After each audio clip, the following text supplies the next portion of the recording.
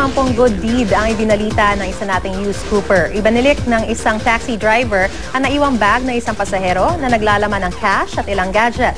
Ayon kay news scooper Jefferson Bansiles, naiwan ng kanyang kaibigan ang bag sa taxi na kanilang sinakyan noong August 27 sa Baguio City. Tinawagan nila ang cellphone na nasa loob ng bag. Sinagot naman ito ng taxi driver at sinabing ibabalik niya ang bag sa hotel na kanyang pinaghatiran sa kanila.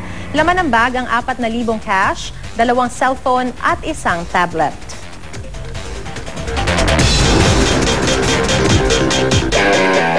Anumang mabuting gawain, malayo ang mararating.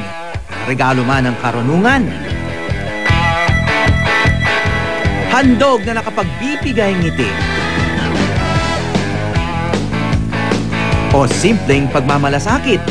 Saludo kami sa iyo, kapuso. Kaya naman ibahagi sa amin ang inyong video o litrato ng mga nakuha ng mabubuting gawain. At samahan kami kilalanin ng mga nasa likod nito sa Good Scoops ng News to Go. Ipadala lamang ang inyong Good Scoop sa www.uscoop.tv o kaya i-upload sa Uscoop app, Twitter o Facebook. Makakasama ang inyong kwento sa pagpipili namin ng Top Good Scoop of 2013.